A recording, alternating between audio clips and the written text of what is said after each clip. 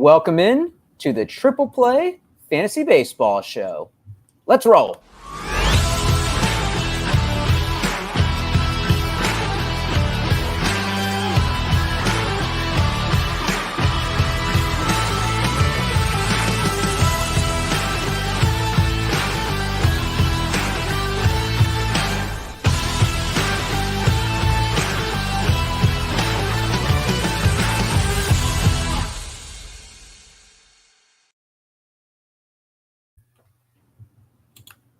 What's going on, everybody? Welcome into the Triple Play Fantasy Baseball Show, a proud member of Underdog Fantasy. And even though the season has started, remember, use promo code TRIPLE, like Bobby Witt hits probably every third day, and they will match your deposit up to $100. So that's free money. They always got good stuff going on there. You can do pick 'em more or less. They have drafts going on. The NFL draft just happened, so make sure you check out Underdog for anything sports related. No D Mendy tonight, but we got three of us to hold it down. I got below me one of the most recent visitors of PNC Park, Marty Tallman. What's going on? Hey, Pittsburgh did not disappoint. Anytime you've heard that PNC Park is absolutely incredible, it's beautiful, it's breathtaking, everyone is telling the truth. It's a great park. And you know what? Shout out to the people of Pittsburgh. Very, very nice people. I live in the Midwest, and there's a lot of nice people here, but no one has ever compared to how nice the people in Pittsburgh are. So shout out to that. Shout out to the Pirates. And Andrew McCutchen, unfortunately, pinch hit off the bench, bottom of the ninth, to tie the game, and he struck out to lose. So it was sad to see the Cuts go down like that. But yeah, beautiful park. I highly recommend. It's got to be in your top 5 to go see. Marty, the people want to know, did you sit behind home plate and look out the views of the city? Yeah, so we got there. I made sure we got there when the gates opened. I'll be posting this on Twitter for you guys who follow me. I went to the upper deck and I had Tyler take a couple good photos of me, and then I sat behind home plate for the actual game. So yeah, I have all the photos. Yeah, that best view in baseball. Marty has experienced. Art LC, what's going on? Just pause for the first time to look at some standings in my leagues. TGFBI, I climbed this week up to 4th in my league. Just so happens 3 of the top 15 in the overall are in my league. Ryan Bloomfield, Ray Murphy, Joe Simon Rasmussen. Killing it in my league. I feel like that team's doing pretty well. But got to get past 3 guys who are doing really well so far. Other leagues, I'm trying to climb. I feel like I'm doing well on improving my teams this year, but some draft mistakes haven't been replaced. And when Duran comes up, hopefully my closing situation will be clarified in a few places. Otherwise, watching a lot of baseball, watching my teams. How you guys doing? Is it me, or has this year been more of a grind 1 month in than most years? And I feel like a big part of it is because of injuries, right? You're having to find closer replacements. If a bat went down early, we have, and guys that you spent early draft capital on, and a lot of these haven't necessarily been season-ending injuries. Yes, there have been the Spencer Striders, but a lot of these, and we'll go through the latest slew of injuries are like 4 to 6 week ones where you're kind of on the fence. Do I drop this person? If you're in a league that trades, do I try and trade them, or am I just going to hold tight on my bench? Yeah, I came into the season and someone like Eduardo Rodriguez, he's on the 15, and then so you're holding him thinking he might come in week 2, week 3, and they transfer him to the 60. That happened to me in a few instances this year. And so like the guys who you decide to hold, like I didn't hold Josh Young. I had him in a lot of leagues. I decided to move on from him recently, but I do hold, like I'm holding Bellinger and Suzuki in one league. I might have to move on. Hopefully one of them comes back. Darvish and Duran, these guys who you're thinking are going to come back, but one team, four bench spots were taken up by injuries. I've had weeks where 5 bench spots were taken up by injuries. so far this year. So just trying to cobble together a lineup and, try to get players in every day has been really difficult. Yeah, I tweeted, I think yesterday or the day before, it's a lot easier to set up your NFBC lineups when all of your players are injured. And I have Thomas and Bellinger and Suzuki all on the same team. So my outfield was whoever I could just cobble together. So we'll be helping you guys out if you're in the same boat as us with the FAB discussion later today. But yeah, it's been brutal. I agree. This month has been pretty rough. And, as I was referring to, not all have been long-term, not all have been elbow injuries that we've seen for pitchers. So going through some of the notable names this week of guys that have been placed on the IL, Merrill Kelly, a lat strain. They said it's a matter of months, not weeks. It's expected to be 6 to 8 weeks. Those that placed the season under for his strikeouts are pretty happy. Don't know who did that. Tristan Casas, a rib cartilage fracture on the 60-day IL. They expect him to come back this season, but they can't put a timetable on that.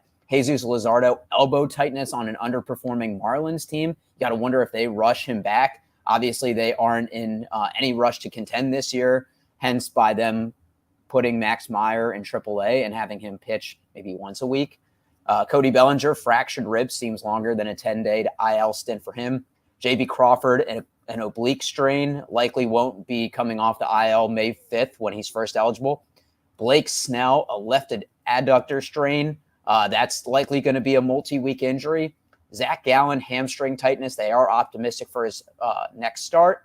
Pete Fairbanks had an arm injury. They didn't go into more detail, but they said an MRI was negative, but no timetable on that. Brian Bayo, right lat tightness. No timetable for him. That's expected to be a little bit more than the 15-day IL. Cody Bradford, who we thought might be coming back from a back issue, turns out it's a rib fracture, and he's going to be out at least an additional month. And Lane Thomas, as Marty had referenced, a grade 2 MCL sprain. So there are a lot of names that we have to replace this week. Do any of those injuries stand out to you? I will say about Pete Fairbanks, he has nerve damage in his hand, which that can be not that big of a deal, as we've seen pitchers come back in a week or two, or maybe his whole career could be affected. So to your point, we're in that this weird up and these timetables that we don't know what to do.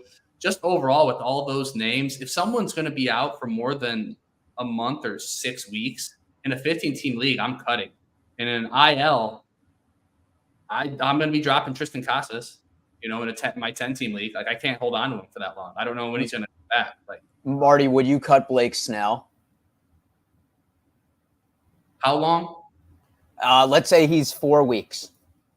No, you have to hold on to him. Just because of the way pitching is. Yeah. I agree with you on that. And on all points, the long-term guys, if you don't have the IL spots, you're cutting them like bait. But Blake Snell, you likely spent too much draft capital on. Mm-hmm. But on the flip side, he hasn't been playable this year. If you've played him in any start, he's likely killed your ratios. He hasn't had a high strikeout outing yet, which, he didn't have last year either. He had a relatively high whip. I believe it was over 1.2. And we've seen regression hit really hard this year. So, that's a double negative that we got with Blake Snell. But Art, are there any injuries that are jumping off to you? One that you didn't mention, Tyler Glasnow when he left the game yesterday. It looked like just possibly a blister or a cramp. That would be a big injury to me. Luzardo, of course, was underperforming. So the elbow being an issue, that kind of makes you scared that he's out for the season. So that one's a pretty big one to me. Bellinger, the rib fracture, I'm hopeful. People said he looked like he wasn't experiencing much discomfort and that he felt like he could make the short end of the timeline return. But of course, it's a rib. You can't really swing a bat hard if your rib is hurting. So that could be extended. I'm holding on to him to see. I am too. Yeah, my TGFBI team. I'm holding on to Belly. Probably Lane Thomas too, until something else comes in down the pipe. Give it a week, yeah. Yeah, in Glass now it was just cramping, so he should be fine. That's why I didn't mention him. It was just cramping. Believe me, I have my eyes on him like a hawk. It's because he's beautiful. He is a good-looking guy, and for those that want to know a fun fact about Tyler Glasnow, he can do a backflip, which is impressive considering how tall he is. But it is impressive. Yeah, it's tough out there, and sometimes just Merrill having Kelly. a healthy team at this point. Merrill Kelly, what are we going to do with it? I think anything under a 15 team, I think you hold, until you get more news. But I think anything less than that, are you probably cutting unless you have infinite IL spots? I would hold in 15. You're right. Anything else like that, I'm cutting because he comes back and he's probably building arm strength back up and maybe going 2-3 innings. And Mike adds, and Hicks with side tightness says he's fine though. Something about these obliques. It's not about all the elbows injuries. It's just people Hicks don't have strong after cores. 9 strikeouts yesterday. Jordan? Is that who he's talking about? Jordan Hicks? I After believe 9 so. strikeouts yesterday. I don't think Aaron Hicks is significant enough to talk about. I don't think so either. No. But one of the ways that you can offset these injuries is being savvy with streaming and looking ahead for 2 start weeks. So we're going to talk about some low-owned SP streamers for the week. And if you would start in a 12 or 15 team league, I want to give Marty credit for looking at this, our former 2-start pitcher guy. So Marty, I'll start. What'd you say? I said I'm still recovering from being the 2-star guy. Yeah, it sounds like you were an addict going to rehab for it. Oh, I was. The first one, Trevor Rogers, Washington at home, Oakland on the road. That's about as juicy a 2-start. Yep. Yeah. So I'm going to be starting him definitely, obviously, in the 15-team league, and even in a 12-team. I think he's a good streamer.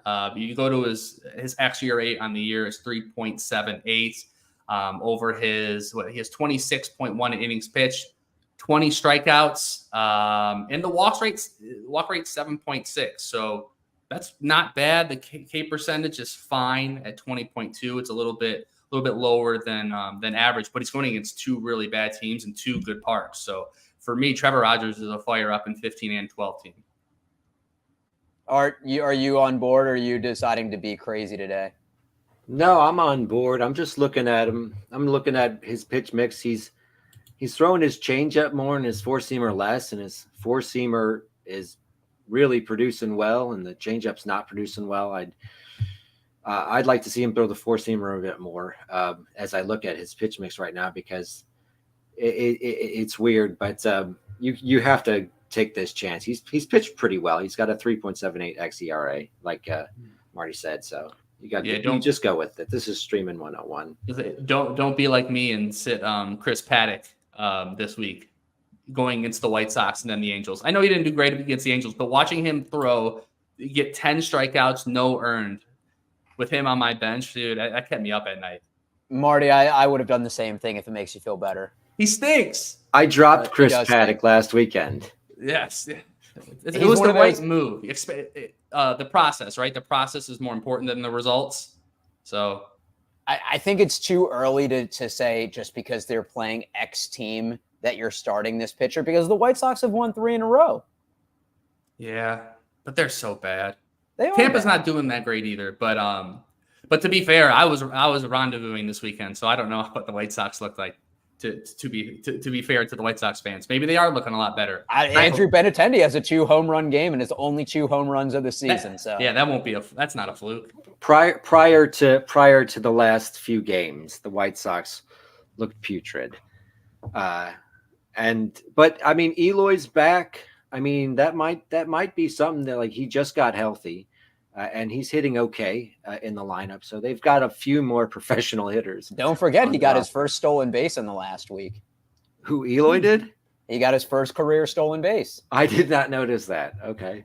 Yeah. Hey, for those that drafted him this year, he's given you more steals than any other year combined. So one. Looking at the next guy, Yariel Rodriguez, pitcher for the Blue Jays. He has Kansas City at home and Washington on the road. Art, what are you doing with him?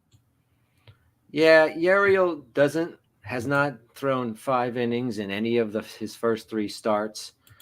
The 2 starts that you have for him, what was that? Washington and who? Kansas City at home. Kansas City's not an easy start. Kansas City has a pretty good offense this year. Washington against right-handers. Let me see. Against right-handers, Washington is 12th in the league. So they're okay. I don't love this. He's not going to throw a lot of innings. I don't really think Kansas City is a start I want to take a chance on with how some of their players are hitting right now. I wouldn't really take a chance on this because I don't think he's going to get a win. Okay. Marty, you feeling the same or? I do feel the same. I'm going to come up with a scenario where you would start him, and that's if you had Hunter Brown and Bailey Ober on the same team. So your ERA and WHIP's already screwed up beyond belief, and you need some strikeouts. He has a 28.8% K percentage. So the strikeout percentage is an 81st percentile. But other than that, yeah, there's nothing else there. So that would be the only way I would do it in a very specific, very deep league. I'm a little bit higher on him.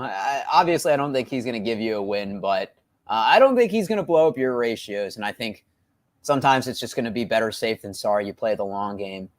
The next, Jameson Taillon, New York Mets on the road, Milwaukee at home. I'm going to fade him. He hasn't had a high strikeout total this year. I think this is his 3rd and 4th start off the IL coming from back tightness. So still ramping that pitch count up a little bit. I'm fading for now. Maybe one of you guys can talk me out of it.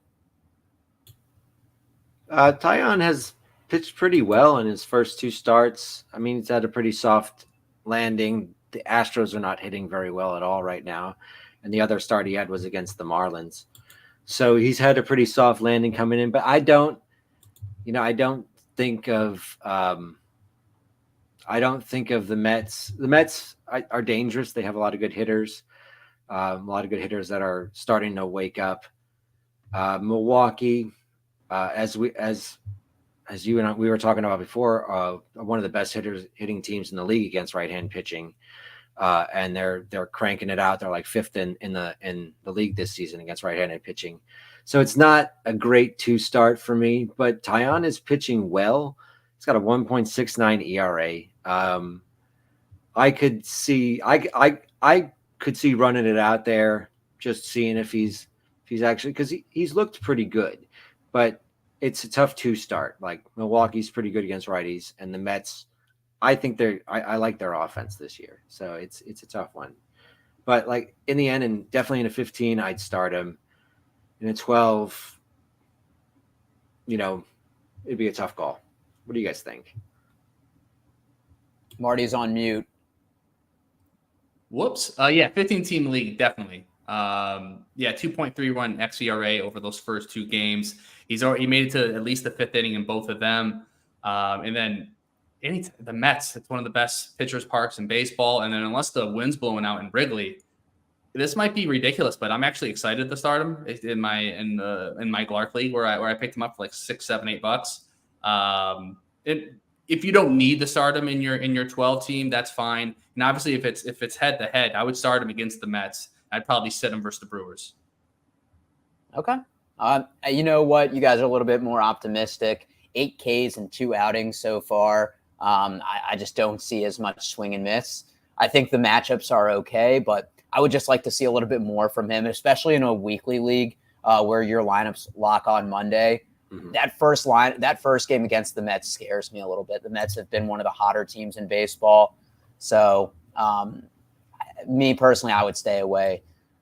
Bailey Falter, Oakland on the road, Colorado at home. Maybe if we reverse this, we're having a little bit of a different conversation, but Colorado away from Coors and Oakland at the Coliseum. What are you guys doing with him?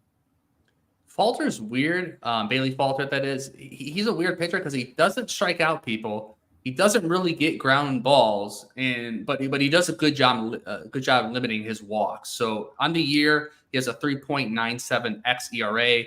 and that's over the 27 innings he's pitched. He has a 0.89 whip.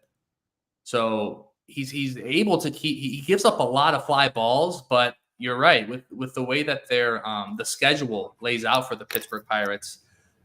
First at Oakland away, which is great. The Coliseum's huge, and then Colorado is one of the worst hitting teams in baseball home. I'm going to be firing them up in any league that I have them. Not a 10, obviously, but a 12 and 15 for sure. You know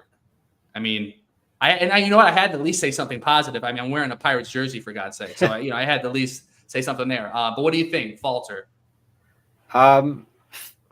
Falter's is interesting. His fastball's been performing really well this year. And wow, he's throwing it so much more than he usually does. He's throwing it a lot. It's producing a 32% O swing, which is in 77th percentile. So I mean, like his fastball's producing pretty well for him right now. This is a nice line, a nice setup for him. And Pittsburgh's pretty good. These are winnable games for him. I think I would start him. Yeah, and looking at Falter's pitch mix, that is interesting. He's throwing the four seamer the most he's ever thrown in his life, and he's barely throwing his secondary and tertiary pitches. So, and looking at his four seam fastball, a .188 xBA. So, I mean, he's be able to do a lot with one pitch, which you actually don't really ever want to see. But because of the soft landing of the week, I would be firing him up. We still talking about Bailey Falter? We are. Falter. All right. Well, I was on board with starting him. So the next couple of guys we'll kind of go through a little bit quicker. John Gray, very nice guy. Just kind of putting that out there.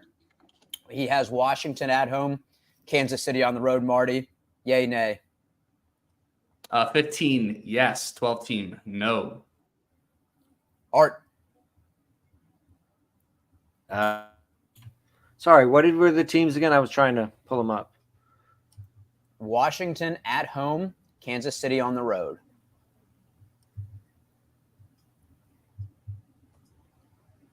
I'd sit him. This is really. He was thinking about it. I'd sit him too. You're digging deep. I didn't know this about. Go ahead.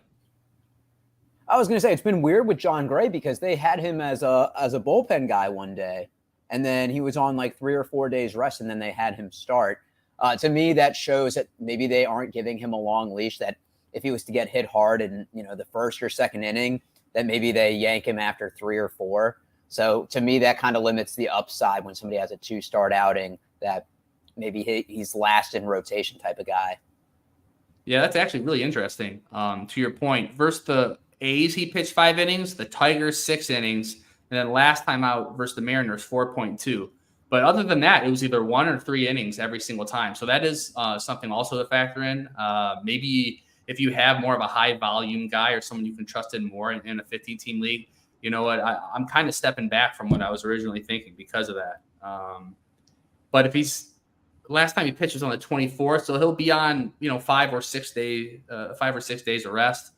But I'm kind of wishy-washy on it now. I'm feeling weird. Someone tell me what I should do here. I would sit him until right. I think he's got a 29% K percentage so far this year. So that's really good. Is that because of his relief innings? No, I mean he struck out 9 versus the A's, and then 7 versus the Athletics. That's a good point. So. And 7 versus 7 and 4 2/3 versus. So this could be a K play with the innings with the 2 starts, just a straight up K play. It could be a K play, but I see an explosive outing coming. I mean, a 2.92 ERA, but a 1.46 WHIP. Yeah.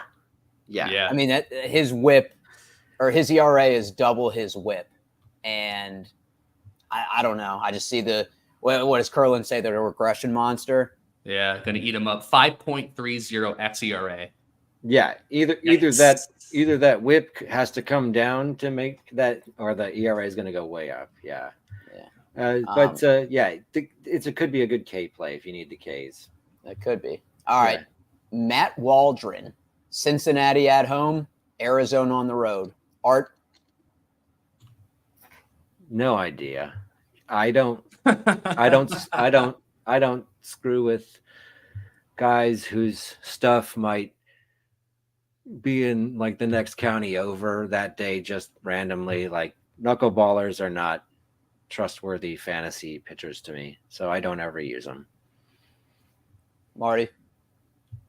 Yeah, I'm completely with Art. I mean, the best thing he does is limit hard contact. But he still has a 1.44 WHIP, and the strikeouts they're not there. So it's a no for me. It's a no for me, dog, too. Next guy, Joe Boyle. Pittsburgh at home, Miami at home. Marty, what you doing with him? So Joe Boyle, the ninth best prospect for the Oakland Athletics, 4.31 xERA. Over his 21.2 innings, he has 24 strikeouts, but the WHIP 1.80. He's not walking people. He just gives up so many small like hits. Like he limits hard contact, but he's always giving up kind of these ticky tacky hits. So I'm going to be honest, in my TGFBI league where I'm struggling for pitching, although I am in the top 10 overall and winning my league, struggling for pitching there because he's going Pittsburgh at home. I love that. And my Miami at home, I'm going to be starting Joe Boyle in a 15-team league, but that's it. Marty, it's interesting. Something in my gut just says he's a good play this week. But when you look at it, I mean, a 1.8 WHIP, and he's had 5 outings this year, and he's given up 4 walks in 3 out of those 5. That's a lot, 4 walks. But something in my gut just says that he's going to be a good play. And nothing spectacular, but, you know, his best game, you could say, arguably this year at Detroit, 5 innings, 2 hits, 0 earned, 3 walks, 6 days. I saw that. I saw that in person, so maybe that's why I'm even leaning more towards him because he looks so dominant at that part. Yeah, I'm for him. But even at the next game, 5 innings, 5 hits, 1 earned, 1 walk, 5 Ks. Like I could see that type of line for both games where he's not going super big into innings, maybe 5 hits or 5 innings, like 2 earned, 5 Ks, and maybe gets a win. Oakland hasn't been as bad as everybody has thought this year. Art, what about you? Miami is always a good play. And Pittsburgh's good. They're not like you have to avoid Pittsburgh type of play. He's got a 16% walk rate. Could crush your I'd probably would stay away from it. But it is something if you're like chasing volume. Again, like he just walks so many. He's not like a huge strikeout guy, like 23%. Yeah, I think I'd just stay away. I want to revisit this next week. The last 2, I'm gonna assume are no unless one of you say yes. And if one of you say yes to this guy, I know that you have some sort of bias for Carlos Carrasco at Houston, Angels at home, fading, right? Yeah, I'm fading him. I just want to put him on there because, shout out to Carlos Carrasco. He's been through cancer. He's 37 still years going, old. man. Still going. Proud father. xERA too. Proud father. So, yeah. But no, he's a no. They're both a no for me, for sure. Yeah. Art, Griffin Canning, that's a no for you too. I want to believe, but I don't believe anymore. Like I really was big on Canning coming into the season. And I think there's a good pitcher under there somewhere. Yeah, we just haven't seen it yet this year. I mean, he plays Philly. Probably 2 of the toughest matchups that you're going to have. 2 teams that have been really hot. So, and the Guardians' best record in the AL. So, yeah, I think even in a 15-team league, you're staying away from those guys. About a month into the season, I think there's a pretty good sample size on players both underperforming and overperforming, and just kind of going through a couple. I want to know your level of concern if they would be guys that you trade for, maybe in shallow leagues, if these are guys that you're cutting. And the first one's a little bit of a surprise because I feel like Randy Arozarena has been somebody that we have talked about being a safe pick for a while. 252 between that and 265 batting average, 20 home runs, maybe close to 20 steals, good counting stats in the Rays lineup. But I'm looking at his stats this year: 3 home runs, 9 RBIs, 4 steals, batting 154, a 228 OBP. He just looks lost at the plate. If you're a Randy Arozarena owner, what are you doing with him?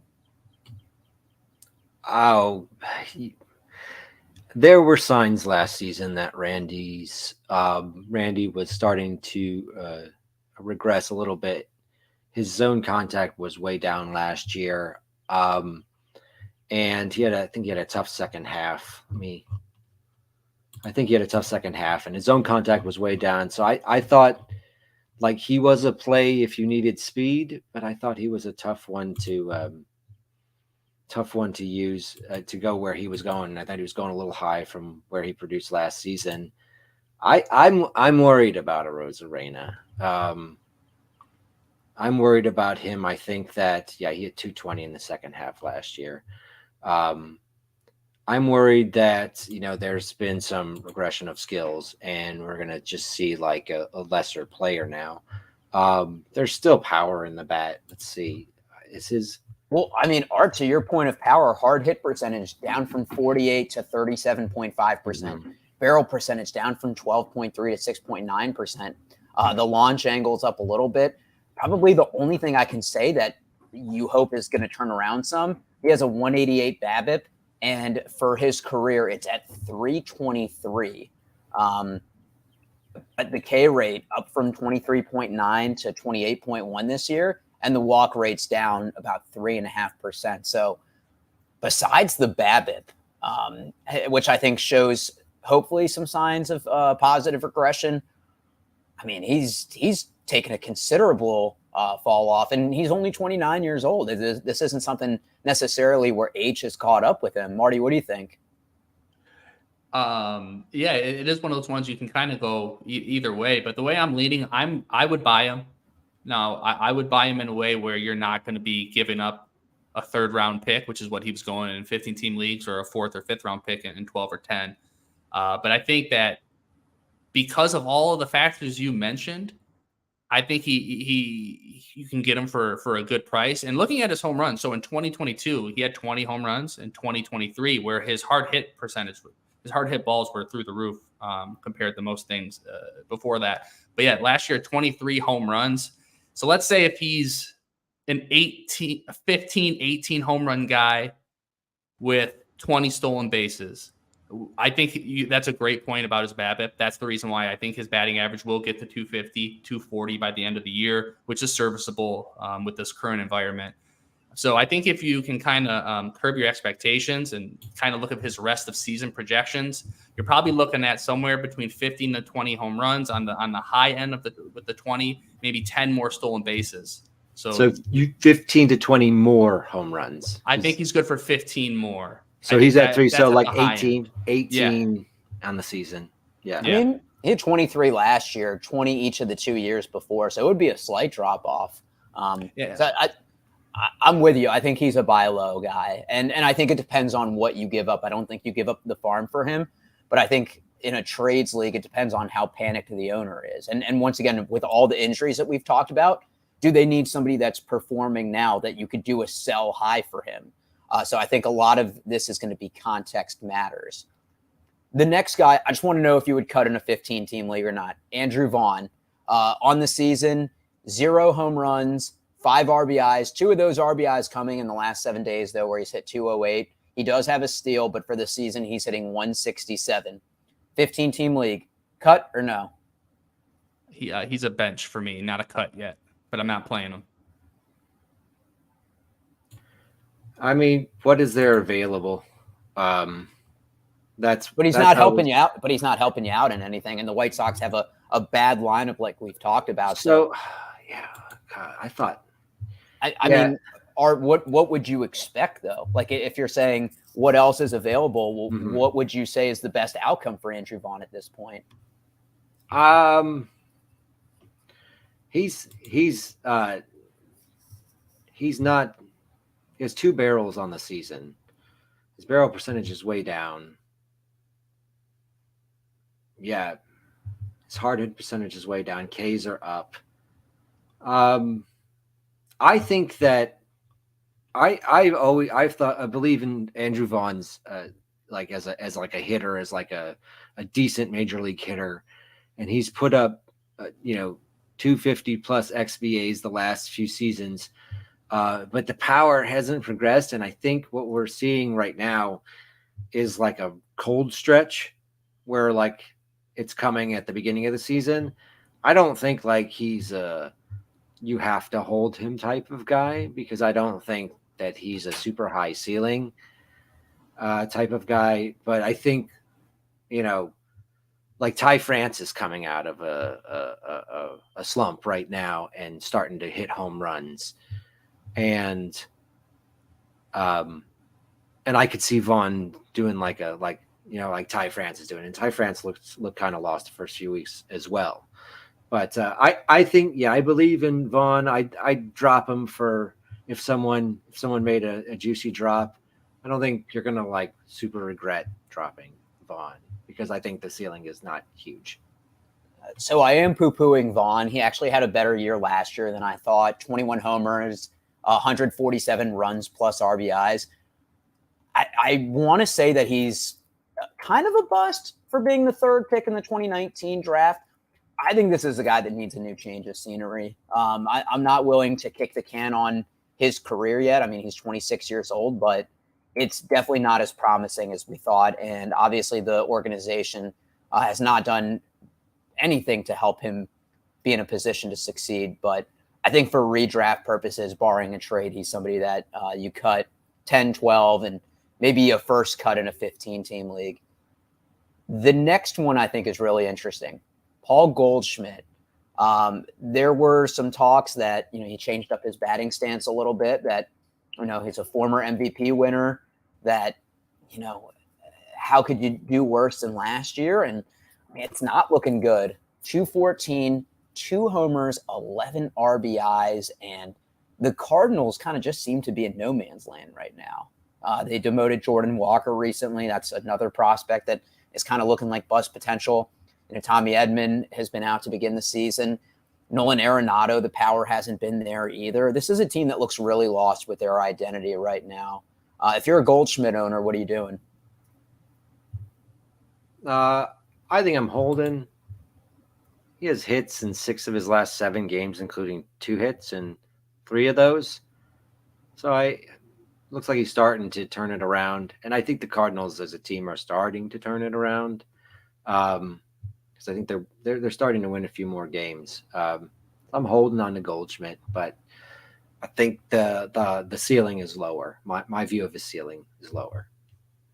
Yeah, I would try to trade him if you can in a league where someone's going to buy him on his name recognition alone. I mean, he is 36 years old. I mean, this is about the time where even the best hitters of all time, they start to drop off.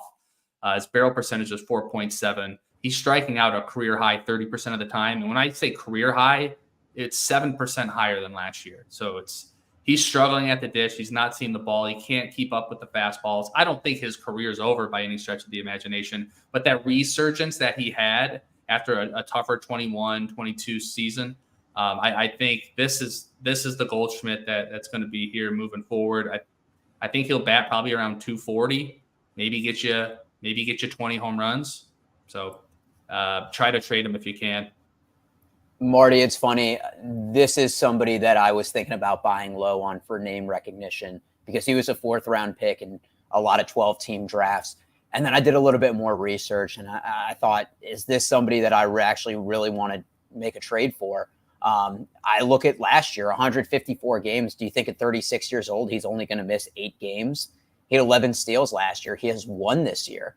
And you can't even say the BABIP is bad. The BABIP is 306. It was 327 last year. It was 368 the year before. So it's probably regressing a little bit to the mean and where it should be. But, I mean, besides Wilson Contreras, I don't think you can say any Cardinals hitter is outperforming expectations right now. Yeah, I agree with that. And Contreras has been up and down with his injuries this year. But, yeah, overall the Cardinals are kind of what they were last year. And it's an aging team with a lot of money on the books and a lot of big names that aren't performing to what they used to, which is pretty normal. But for fantasy, I think the best days of Paul Goldschmidt are over, and I think he's going to be an average player. A starting. You're going to put him in your corner infield spot in the 15-team league and try to train him anywhere else. I want to put this out to kind of show the drop off in power, because I think for first base, that's a position that you correlate with having some pop. Right now, he's slugging .296. The lowest slugging percentage of his career was last year at .447. That's a huge drop off. And his expected slugging is .375.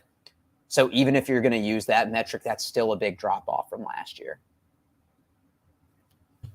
But yes, his ISO is way down. I was just going to point out there's a few rest of season projections, and the rest of season projections still have him at 18 to 21 home runs. They have him hitting over 250. They have him getting the strikeouts back in order and having a 173 ISO like last season rather than a 082 ISO.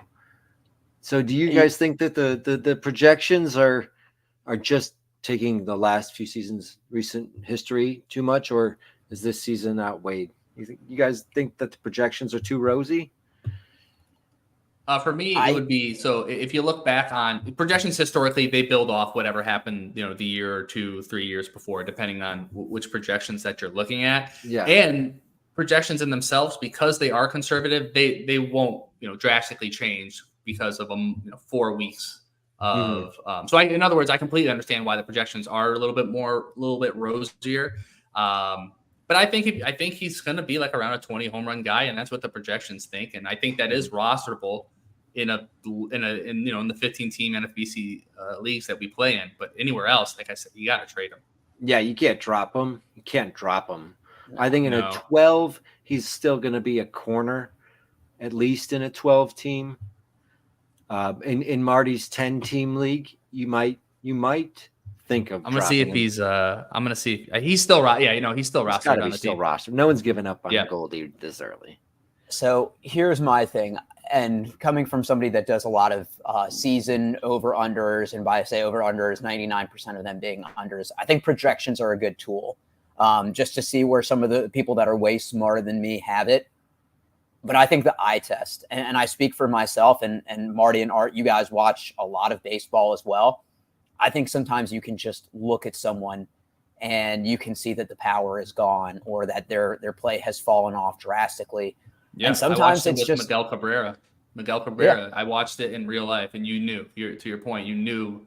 Yeah. Yeah, and I use this, just to say that I think sometimes they take out that human factor, the projections. They don't look at team success. They don't look at, kind of the mental toll. I mean, look at how many games Goldschmidt has played in his career. Obviously you could use that as a catch-22 where, hey, he's had slumps before and he can get out of it. But probably the longer that he's played and the more that he's, I don't want to say failing, but falling off now, that probably makes it that he's thinking more at every at-bat that he needs to get a hit or that he needs to sell out for power. So he's just somebody I don't feel good about. Last guy I want to talk about, if you're buying low on, and I wish David was here because this is a guy that you guys disagreed a lot on before the season. Bo Bichette. The Blue Jays have been underperforming as a team. Vlad Jr. has gotten a lot of slander on Twitter, rightfully so. He just does not look the same. Looks like that 2021 is an anomaly. But Bo Bichette for the year, 208 average, 1 homer, 19 runs plus RBIs. I think the thing that you can say is working for him right now, he has 3 stolen bases when he had 5 of last year. And the last couple games the Blue Jays have had him hitting leadoff. So what are your thoughts on him for the rest of the season? I mean, I've been a fan of Bichette for a few years. I'm glad to see that he's running. I think he's going to pick it up. I think he's too good of a hitter to be this bad for the whole season. So I still believe in him. I'd be looking to buy low on Bichette if anyone wants to sell. Yeah, I don't have him anywhere, and I guess there's reason for that. I guess I didn't believe in him in the third round in the first place of a 15-team league.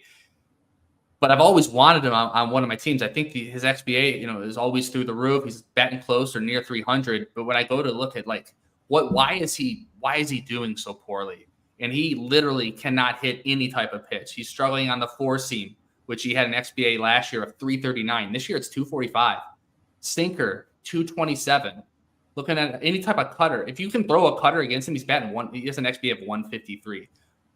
So he's struggling against the sinker, sliders, four seams, everything. So that to me screams slump. I think he's just. We can't really. I mean, you talked about the mental part of the game. The Blue Jays, they look like they're not doing well. They look defeated when you do watch the games in and out. So maybe it's just a first 6 week slump, for the entire team. And Vlad gets back on track, and Bo, so he can get his runs going, because he's not going to score unless Vlad knocks him in. So I think it's a domino effect. I'm holding him if I have him anywhere, but it doesn't look good.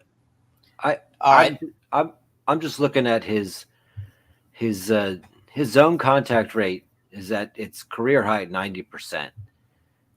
He's not swinging less often than he was, but he's hitting the ball less hard.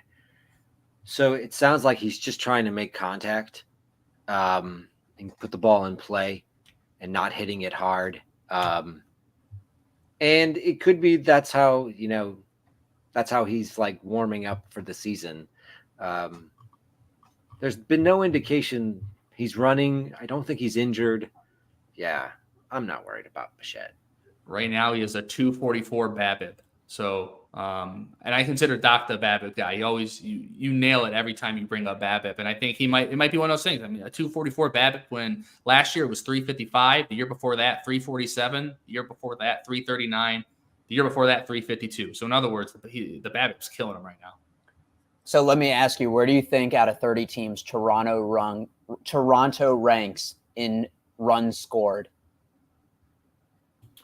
I would say around 20, 21st, 21, 22. Yeah, if I was just going on, they're not playing that well. They're not hitting that well. So yeah, Art, I want a number. 24. I'm going to go 24. There are 26. 26. Below them, Chicago, Oakland. White Sox? Yeah, Chicago White Sox, St. Louis. Oh. And Colorado. Actually, no, Colorado has more than them. I'm sorry, Miami. So besides the Cardinals, which I think is pretty surprising as well, that's bottom tier offense. I mean, we used to think of the Blue Jays as having one of the best 1 through 9 hitters, but H has caught up with Springer. Obviously durability an issue with him. Vlad Jr., like I said, 2021 looks like an anomaly. They're having 37, 38-year-old Justin Turner hit fourth. As much as we love some Davis Schneider is not somebody that should be your 5 hitter. I'm worried about the offense as a whole. And I think Bo Bichette does turn it around to some extent, but I think if at the end of the season, we look at the total runs scored from the Blue Jays, it's going to be down drastically from where it was 2 or 3 years ago, which is where we're looking at Bichette's ceiling when he had 29 homers, 25 steals. Not a lot of guys have that, 25 upside, but I'm more worried about the Blue Jays as a team than I am with him, but that trickles down in terms of the counting stats. So I do think if you could buy low for him, that he's going to get better. I can't imagine that it gets worse, but I don't know how much better it's going to get. Yeah, I agree with you. They're like Varsho's starting to turn it around. Jansen's healthy again, but yeah, Vlad and Springer, yeah, Vlad's been the most disappointing part, but their offense, it looks like they've let a lot of pieces go. I thought losing Belt was a big loss to this offense. He performed really well for them last season as a left-handed DH. He's still a free agent, isn't he? He's still a free agent. Yeah. He's just sitting out there. I mean, I saw, and I tweeted about this. Daniel Vogelbach was sitting in the 4 spot. I'm like, dude, this team's not serious. And Kirk, yeah, I mean, a lot of the guys have just not done what you've wanted them to do in their development. Kirk's hitting 167. You guys you'll hear a bold take from me. I think the Blue Jays are going to tear it down some point soon. It doesn't seem like a good ownership group. I think 2 or 3 years ago was their opportunity to win it all. They lost Robbie Ray the year that he won the Cy Young. But, I mean, Gausman hasn't been the same this year. They didn't sign Vlad to a long-term extension. And I think that would – if they did, that would have been a sign that maybe they were going to be a little bit more serious and go all in. But to my knowledge, outside Gausman, they don't have any huge contracts locked up. I mean, Springer, but I think he has 2 years left after this one. I think you're right about that. I do like their pitching staff on the whole. I think Berrios has been really good this year, and Bassett until the last start. I think he got hit around his last start pretty bad. He's been hit around this year. I'd say Kikuchi, though. Yeah, Kikuchi's been good. You say I take it all back. You remember about 2 years ago, I said there's no way I would ever start him. I have him on nearly all of my teams. Right. He's the best he's ever been. He finally got a pitch mix that works. So shout out to him. Rest of the team. And they just got Romano healthy. I think their bullpen held up fairly well while he was injured. Perfect time for them to sell. They're not going to sell. I think they're not. Yeah, they're not. Very few teams are like, yes, we're going to sell and tank. Even the bad teams don't give up their players for pennies like you'd think they would. We're at about the 52-minute mark right here, so kind of just want to go through a couple segments of some guys that you could get in categories league for cheap steals. Jose Caballero, Jacob Young, Johan Rojas, Javi Baez, Luis Garcia Jr., Joe Adell, who's not good at base running, and Tyler Wade. So I feel like steals are the ugly stepchild for hitting. One, that's not fair to Joe Adell. He was safe on that play. Why are you shaking your head? You think he was out? I'm shaking my head because of his base running decisions. Whether he's safe or out, I just think his decision making. There was a game. I forget who they were playing. It was the final out of the game. He ran and they called him out and called for the replay, and the replay appeared pretty clear that he was safe. But they were like, call on the field stands. I mean, umpiring is another decision. Adell also had a pretty good game. I don't know if I'm ready to trust Adell yet. He's been too on and off over the last few seasons. But I think he's got plate appearances. He's got raw talent. He's got 3 home runs and 5 steals so far this season. Oh God. Yeah. I mean, he's playing. I might be talking myself into a bid. He's been great. He has the 361 XBA. He's only striking. Last year, he struck out 40% of the time. The year before that, 37%. This year, only 21.6. So I agree with Doc's take. He doesn't know what he's doing on the base pass. And I don't know how you play baseball that long and not really have any idea of what you're doing. But, I mean, he's batting 327, 3 homers, 5 stolen bases. And the Angels are terrible. They're playing him almost every single day. I mean, that's the thing. They are going to play him. I'm just shaking my head that he doesn't know how to run bases. Dude, he's barreling the ball 14.3% of the time. That's This might be the best stretch of Joe Adell's career. Maybe he's a sell high for the Angels in real life. It's undeniably the best stretch of his career. Yeah. About time. We've trashed you enough, Joe Adell. Yeah, and projections are starting to pick up on him. Like there's some of them are starting to give him like 15 home runs for the rest of the season.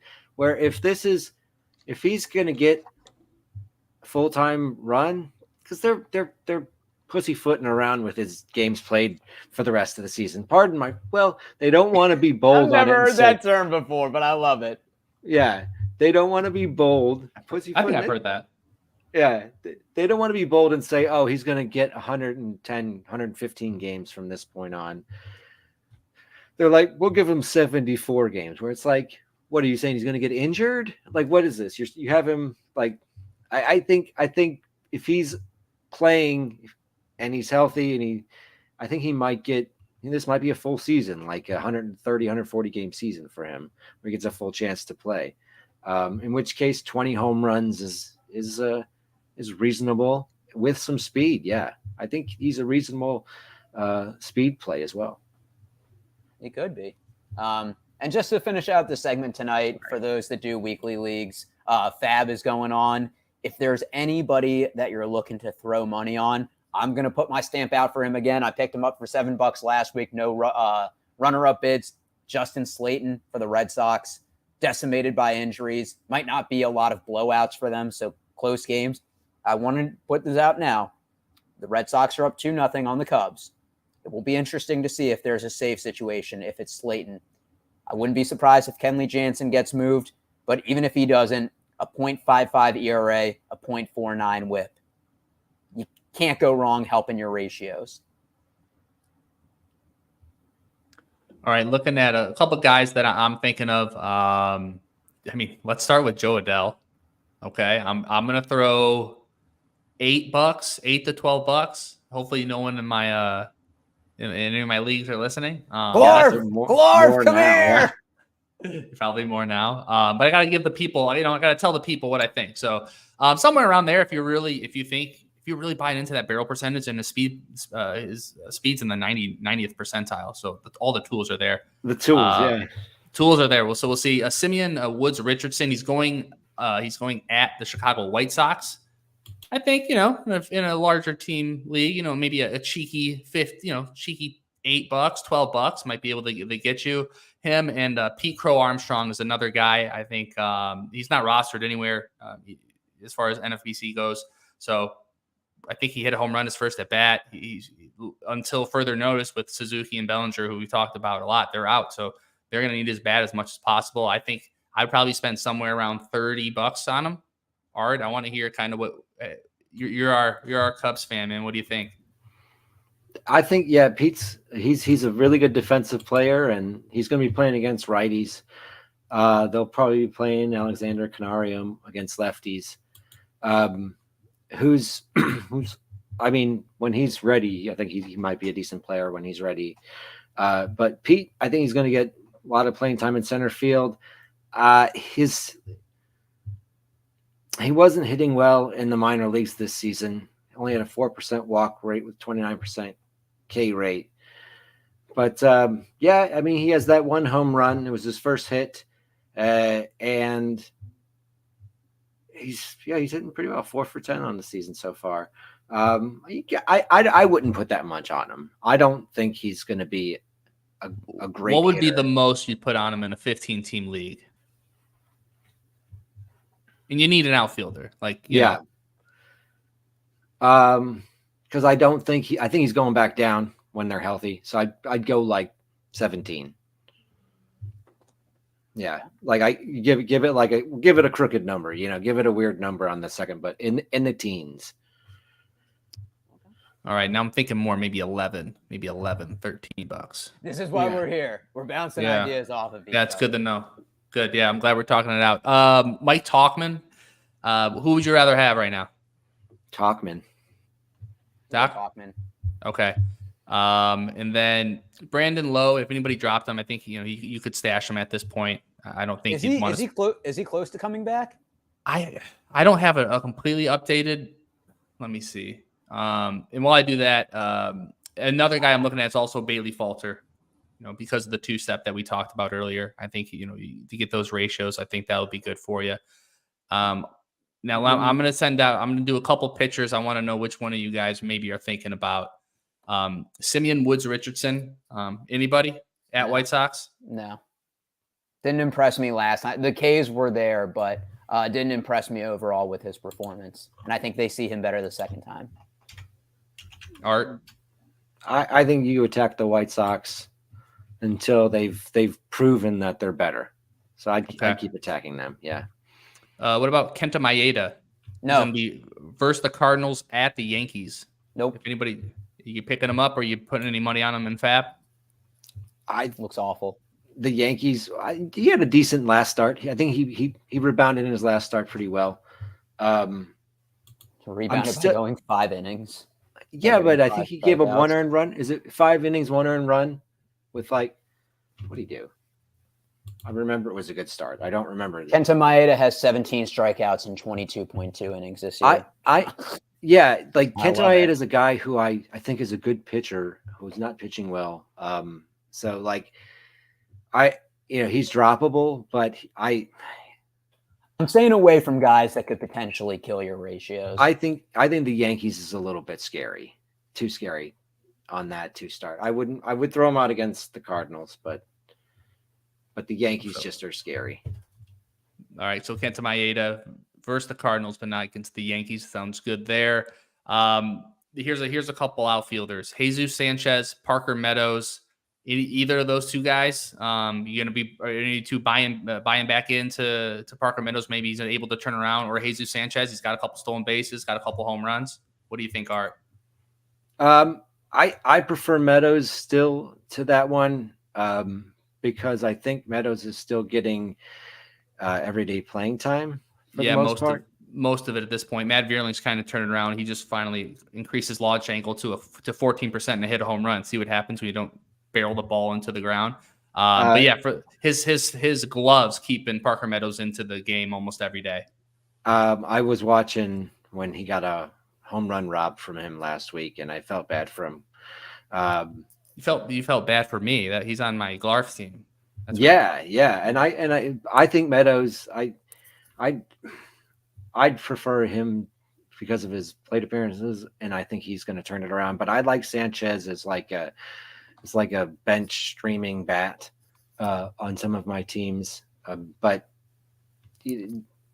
just because he doesn't play against lefties very much. Yeah. Jesus Sanchez is better statistically this year. 219 to 079, both 2 homers. Jesus Sanchez has 1 more stolen base. But I think Jesus Sanchez has regressed a lot. He used to be somebody that, had a little bit more power. I think now he's stealing more bases than he was before. I think Detroit is going to turn around a little bit offensively. I mean, Spencer Torkelson has to get going at some point. I think Detroit has outperformed expectations in terms of record-wise, and Marty, you would know better than I have, but I think their hitting could be better, and it's been their pitching that's carried them so far. Yeah, absolutely. The pitching's been outstanding. The update on Brandon Lowe, at least what I saw, 5 days ago, he started to swing a bat from his oblique issue. Okay, that's a good sign. So yeah, maybe they probably give him a few days of rehab, going down to the minors and then coming back up. So maybe a couple weeks away still. So maybe $5. Kind of just try to, if you need a middle infielder in a couple weeks. Yeah, I don't know who's able to pick up IL guys. I would say put 2. If $2. They haven't because he was hitting 185 before the injury. Yeah, so. struggling.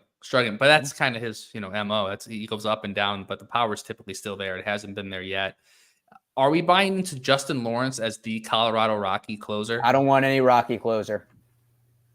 I kind of lean with Doc on this one. Who else has been good in there? Has Lawrence even been good? I dropped him where I had him in one place. Where did you how big was the team that you dropped him in? Was it a 12-team league, or? It was a 15-team league, and I had a lot of depth at relief pitching at that. So well, I'm taking a look at his stats. So far on the year, and he's only pitched 9.2 innings, but he has a 3.35 xERA, which is obviously a lot better than his 5.59 ERA. Strikeout percentage is pretty much around league average, 23.3%. He walks guys, kind of at below average as well. But what he really does well is limiting hard contact. So you got to ask yourself, is he able to do that in the hardest ballpark on a team that's not that good, who's not going to get that many save chances? He has 2 on the year. He had 11 last year. To answer Tyler McKinney was the only other guy in the bullpen that could have maybe took that spot. He got injured, and then he hasn't recovered since. So right now, Lawrence is the guy. I think he'll be used mostly in high leverage situations. That's what they've deployed him out. I'd say 80% of the time, 7th, 8th inning. But he is, if they need a closer for the day, he's going to be the guy to be chosen. Now, to Doc's point, that could really screw up his ERA. the Jekyll and Hyde of Justin Lawrence. His he's pitched 2 games and he's given up runs in 2 of them. And one was his second outing against the Rays. 0.1 innings, 5 hits, 4 earned. So that's the Jekyll. The Hyde, he's only had 1 appearance where he hasn't allowed a base runner, and that was the most recent game against the Padres. The other previous 9 outings, he's allowed at least 1 hit or 1 walk. That scares me a little bit as a closer. If I don't feel like there's upside or consistency that you can get a 1, 2, 3 inning, even limiting hard contact, that to me is going to kind of push me away a little bit. And I think if you really need saves, I would take a dart throw on him, and maybe you play him when he's outside of Coors just to limit that. Both times he has given up runs this year have been in Coors. So that might be something to notice. He's a better road pitcher than home pitcher. He's 2 for 2 in save opportunities. But like his 8 other games are non-save opportunities. And I think maybe he's, and this is me playing armchair, like maybe he's the type of guy who can mentally be more there for a save chance. But like, yeah, if you need saves, I would pick him up. If you need saves, he's going to get their saves, but 15 to 20 of them on the season. So, in a 15-team league, you would advise picking Justin Lawrence up. How much would you spend on him tonight in Fab if he's available? And do it for a 12-team, because I think in most 15 teams he's rostered in most 15-team leagues. 12-team. All right, I know you're in a few for the OC and everything. I think because I find closers to be one of the wider variants of bid ranges. Some people, you just don't time it right.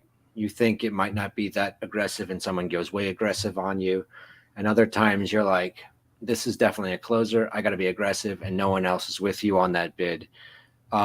He'd be one that I'd be mildly aggressive on. I think, especially if I was like out, I'm still waiting on like Duran to come back, and I haven't been able to piece together like a second or a third closer. I'd pick him up. I'd probably do 30 something dollars out of 1,000. Yeah. Okay. So about 3%, somewhere around there.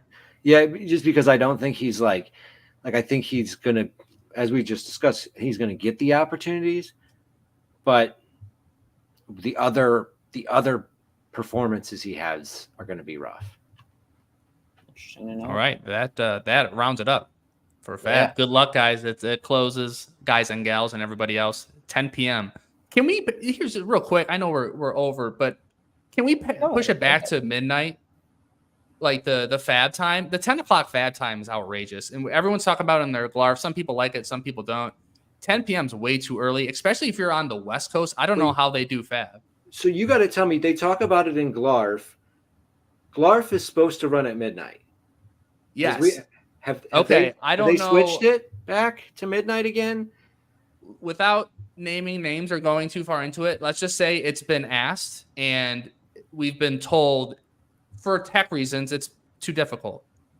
Now, why wasn't it difficult the other 4 years? I don't know. Maybe because they don't want to make the exception. Yeah. Oh, man, this might be where we have to end the pod. All right, yeah. we're going down the rabbit hole we don't want to go down on airwaves. But yeah, my whole point of that, let's push it to, if anybody who has a voice, please push it to midnight. There's no reason not to. I'm with that. At least 11 o'clock is, speaking of someone that has 90 minutes left and hasn't looked at it at all. But the procrastinators among us would just start at 11:30. Elsie, I'm giving you a logo here. For Elsie, for Marty Party, for Doc. D. Mendy's not here. We're going to make like a bread truck, haul these buns. We'll catch you guys next week. Good luck in week 6, and we'll see you soon.